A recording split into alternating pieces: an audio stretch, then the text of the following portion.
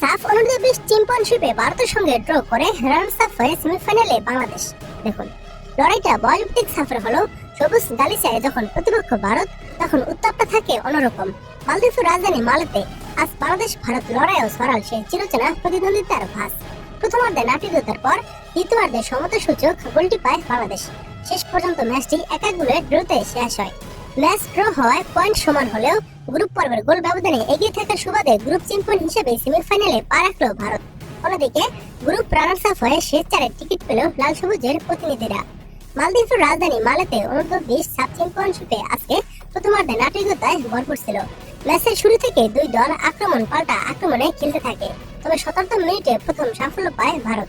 বাঁ প্রান্ত থেকে উড়ে আসা কর্নার থেকে হেঁটে বল জালে জড়ান আনমার্ক থাকা ফরওয়ার্ড বিশাল যাদব। বাংলাদেশের গোলরক্ষক মাহিনকে কোনো সুযোগই দেননি তিনি।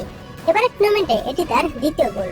পিছিয়ে পরে সমতায় ফেরার আপ্রাণ চেষ্টা চালাতে থাকে বাংলাদেশ, তবে ম্যাচের 39 মিনিটে বড় এক ধাক্কা খায় লাল সবুজের প্রতিনিধিরা। চোট পেয়ে স্ট্রাকচারে করে মাঠ ছাড়তে বাধ্য হন দলের অন্যতম ভরসা ডিফেন্ডার আশিকুর রহমান।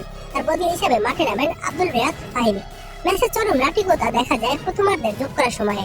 কাস্তানের কাছে ভারতের এক খেলোয়াড়কে বাজেভাবে ট্যাকল করায় দুই দলের ডাগআউটে তখন চরম উত্তেজনা।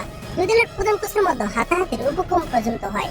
পরিস্থিতি নিয়ন্ত্রণে আনতে রেফারি ভারতের সাপোর্ট স্টাফ সহ মহেশ দাউলিকে হলুদ কার্ড দেখান।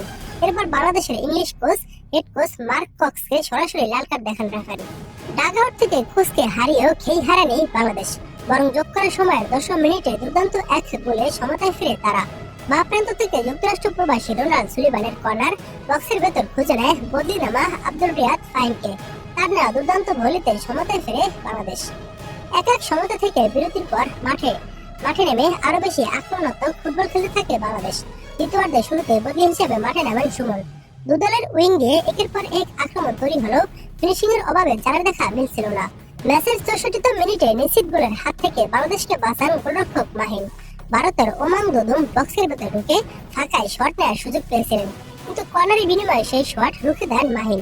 68 মিনিটে ভারতের আব্দুল বক্সের বাইরে ফাউল করে হলুদ কার্ড দেখেন। ড্র করলে গ্রুপ চ্যাম্পিয়ন এমন সমীকরণ থাকায় শেষ দিকে এসে ভারত পুরোপুরি রক্ষণাত্মক কৌশল বেছে নেয়।